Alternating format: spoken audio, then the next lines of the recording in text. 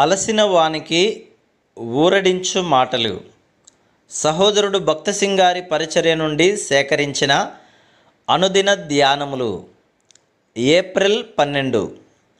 ఈ దినమున యెహోవాకు ప్రతిష్ఠితముగా మనఃపూర్వకముగా ఇచ్చువారెవరైనా మీలో ఉన్నారా? మొదటి దినవృత్తాంతములు 29:5. ఏప్రిల్ 1932లో నేను కెనడాలోని వాంకోవర్లోని ఒక దినమున యవనస్తుల కూడికకు వెళితిని. ఒక వ్యక్తి భారతదేశంలోని క్రైస్తవ పనిని గురించి తెలుపమని నన్ను అడిగాను. ఆ పని గురించి నాకేమీ తెలియదు, కానీ ఆ మిషనరీలలో లోపములు ఎత్తి చూపుచూ మాట్లాడితిని. నేను ఇంటికి తిరిగి వెళ్ళినప్పుడు ప్రార్థన చేయలేకపోతిని. అప్పుడు దేవుని స్వరం ఈ విధంగా నాతో చెప్పెను, నా సేవకులలో లోపములు కనిపెట్టుటకు నీవెవరవు? నా కొరకు నీవేమి చేస్తివి?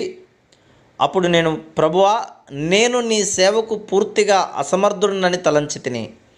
అందుచేతనే నా డబ్బును నీకు అర్పించుచుంటిని, కానీ నీవు దాన్ని తీసుకొనటలేదు అంటిని. అప్పుడు ప్రభు, ఇప్పుడైనను నీవు నాకు కావలను అనెను. అప్పుడు నేను, ప్రభువా, నేను నీకు కావలసిన ఎడల నేను దేనిని ఎన్నుకొనను. నాకు ఏ షరతులు లేవు. నన్నెక్కడనైనను ఉంచుము, ఎక్కడికైనను పంపుము, నేను వెళ్ళుదును. నేను నిన్ను ప్రశ్నించను, ఇది చల్లగా ఒంటరిగానున్న ప్రాంతం అని నేను నేరారోపణ చేయక వెళ్ళుదును అని చెప్తిని. దేవుని ఎదుట ఏ షరతులు పెట్టు అధికారము మనకు లేదు. దేవుడు సర్వాధికారి, ఆయనకు మనపై సర్వహక్కులు కలవు. దేవుని నిజమైన జతపనివానిగా నుండగూరిన ఎడల ఎక్కడికైనను వెళ్ళుటకు సిద్ధముగా నుండుము. ప్రశ్నించకుండా ఆయన స్వరమునకు విధేయత చూపించుము. ప్రభువు నాతో ఇట్లు చెప్పెను, 3 షరతుల మీద నేను నిన్ను సంపూర్ణ సేవకు అంగీకరించుదును. మొట్టమొదటగా పంజాబ్లోని నీ ఆస్తి అంతటి మీద హక్కును వదులుకొనుము. నీ అవసరతల గురించి ఎవరికి తెలియనీయకుము. ఎవరి దగ్గర జీతం పుచ్చుకొనకుము. రెండవదిగా ఏ సంస్థలోనూ చేరకుము. నేను పంపిన విధమున అందరినీ సేవించుము. చివరిగా నీ సొంత ప్రణాళికలు వేసుకొనవద్దు. నీ ప్రతి అడుగున నన్నే నడిపించనిమ్ము. ప్రభువా, నేను అంగీకరించుదును అని నేను జవాబిచ్చితిని. 1942 ఏప్రిల్ 4న నేను సంపూర్ణ సేవకు దేవుని పిలుపును అంగీకరించి తిని. ఎక్కడకు వెళ్ళవలనో, ఏమి చేయవలనో, ఒక్క మాట అయినను ఎట్లు పలకవలనో నాకు తెలియదు, కానీ ఏమి చేయవలనో ప్రభువుకు తెలియను. మనము దేవుని జతపనివారముగా కాగోరిన ఎడల ఆయనకు సంపూర్ణ విధేయత చూపించవలను. అప్పుడు ఆయన మన పని ఏమో చూపించును. నా పని ఏమో తెలుసుకొనుటకు నాకు 5 సంవత్సరములు పట్టింది. ఆరంభంలో కరపత్రములు మాత్రం ఇచ్చుచుంటిని. ఆ తర్వాత ఆయన నన్ను నడిపించుచు త్రోవ చూపించుచూ వచ్చెను. దేవునికి వందనములు. ఇప్పుడు నేను ఆయన జతపని వాడను, పాలి భాగస్థుడను. ఆయన సాక్షిగా, ఆయన నోటి బూరగా సేవకుడిగా అయ్యే భాగ్యమును అనుగ్రహించెను. ఆ తర్వాత నేను అనేక కఠిన అనుభవముల ద్వారా, శ్రమల ద్వారా వెళ్ళవలసి వచ్చెను. నేను వెళ్ళవలసి వచ్చిన ప్రతి శ్రమను బట్టి దేవునికి వందనములు. ఆ దినములలో నాకు నివసించుటకు గృహము లేదు. నా తర్వాత భోజనము ఎక్కడి నుండి వచ్చునో నాకు తెలియదు. దేవుని సేవలో అనేక మైళ్ళు నడవవలసి వచ్చేది, కానీ అవి చాలా ప్రశస్తమైన దినములు. దేవుని ఇంటిని కట్టుటలో అందరికీ పాలిభాగము కలదు. నీవెవరవైనను సరే, బుద్ధిహీనుడవు, బలహీనుడవు, చెవిటివాడవు, మూగవాడవైనను నీవు ఇష్టపడిన యెడల ఆయన నిన్ను ఉపయోగించుకొనగలడు.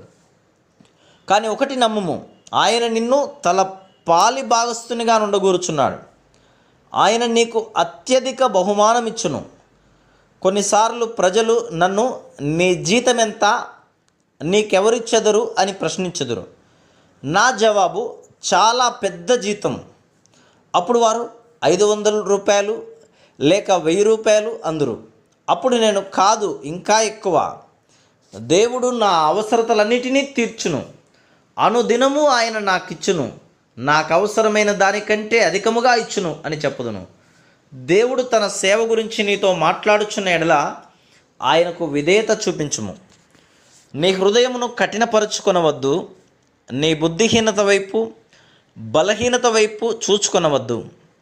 ఆయనకు సమర్పించుకొని ఈ విధంగా ప్రార్థించుము. ఓ దేవా, నేను నీ ద్వారా ఉపయోగించబడగోరుచున్నాను. నాకు కూడా పరలోక ఆశీర్వాదములు కావలెను. నీవు దేవుని జతపనివాడవని నమ్మిన ఎడల నీవేమి చేయవలెనో ఆయన నీకు చూపించును. చాలామంది విశ్వాసులు కూడికలకు వచ్చెదరు, పాటలు పాడెదరు, వర్తమాన సమయంలో నిద్రపోయి కూడిక ముగియగానే వెళ్ళిపోదురు. అంతే.